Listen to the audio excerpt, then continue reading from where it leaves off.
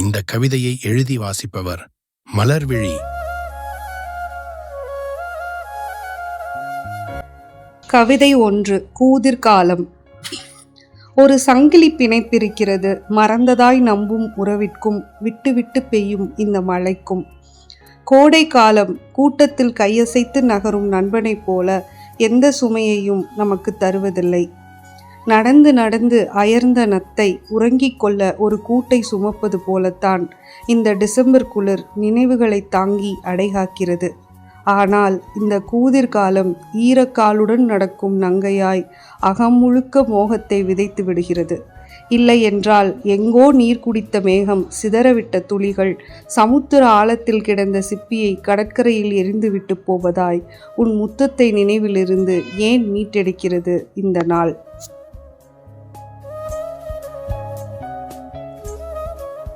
கவிதை 2. பிரியம் வலுத்த கணம். அலையலையாய் அடித்து ஓய்ந்த பின் சலனங்களை ஒதுக்கி நீர்த்தேக்கமாய் நிற்கிறேன். கடந்து செல்லும் போது ஒரு சொல்லை கல்லாக விட்டெறிகிறாய். குமிழி குமிழியாய் உடைந்த போதும் மேலெழும் நினைவுகள் ஆன்மாவை சிதறிடுகிறது. அவற்றை தின்ற மீன்கள் எல்லாம் பருந்தாகி பறந்திட எடையிழந்த அரசன் அரியணையை நோக்குவதாக உன்னை தேடுகிறேன். நினைவு மணல் நெருட நுரை கூடி நகர்கிறேன். கரையை தழுவி தழுவி பாத சுவடு கண்டறிய அலைகளை கோருகிறேன். மட்டுப்படாத ஆசையில் சூரியனை விழுங்கி சந்திரனை உமிழ்ந்த போதும் தேடலை கைவிடவில்லை இந்த சமுத்திரம். பறவை உதிர்த்த இறகு காற்றின் உள்ளங்கையில் சேர்ந்தது கண்டு உன்னை எனக்குள் தேடத் துவங்கினேன்.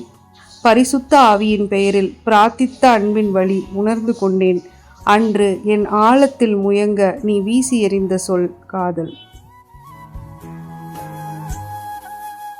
கவிதை 3. வேட்கை. தலைகோதும் அன்பின் பிடிப்பில் தவிக்கும் மான் குட்டியின் மருண்ட விழிகள் இந்த மனநிலை. நேசத்திற்கு ஏங்கும் பொழுதில் வேரை மறுக்கும் மணலில் பிடிவாதம் காட்டும் தாவரம் என் காதல்.